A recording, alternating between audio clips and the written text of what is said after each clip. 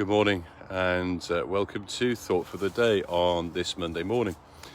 And yesterday evening, I enjoy watching a bit of the golf. And yesterday evening, a chap called Bryson DeChambeau beat an English guy, Lee Westwood, by one shot in the Arnold Palmer Invitational at Bayview Golf Course.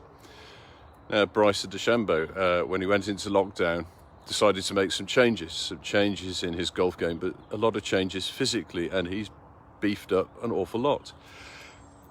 As a result, he can hit a golf ball further than any of the other professionals.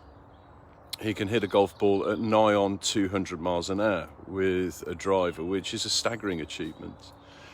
And because of this, he plays golf courses in a completely different way to the other golfers. And there's a lot of people, commentators, who are quite critical, saying, oh, well, it makes a mockery of what we're used to.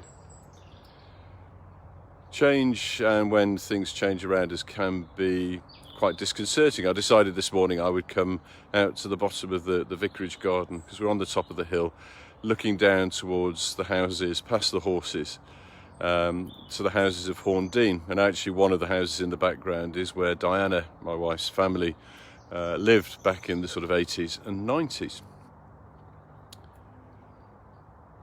It's very easy when we see things changing, when things go differently, to just take a stance of it's not what I've seen before, it's not what I'm used to, and therefore I'm uncomfortable, and therefore I reject it. And sometimes that's right, and sometimes it's we need to let things have their time and see how they go.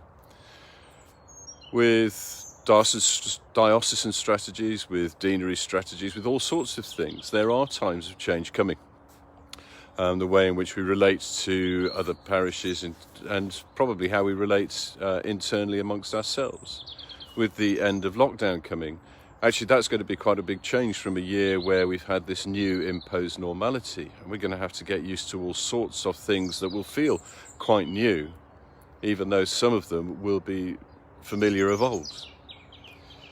How are we going to journey in this change? And in my reflections this morning, I was thinking, what is it that's so disconcerting about change? What is it that when Jesus, in the words of the Holy Communion Gospel for today, was sat in the synagogue and brought a new lens to Old Testament, to Hebrew scriptures, so enraged the people of Nazareth that they took him out and were going to throw him off a cliff to kill him, when all he did was he pointed out truths that were in the scriptures that had always been in their scriptures, but in a different way. I sense the answer to that is probably they'd created fear. Now, the New Testament tells us perfect love, and particularly the perfect love of God, casts out all fear. And so as we go forwards in our love for one another and in this season of change, let's be courageous enough with one another to name our fears, to say this feels discomforting, this feels uncomfortable, this feels strange, but also to be willing to give things a go, to give them their season and see what happens. But bless you all. I hope you have a great week.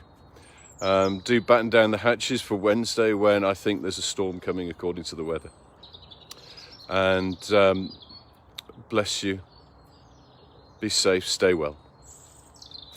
Amen.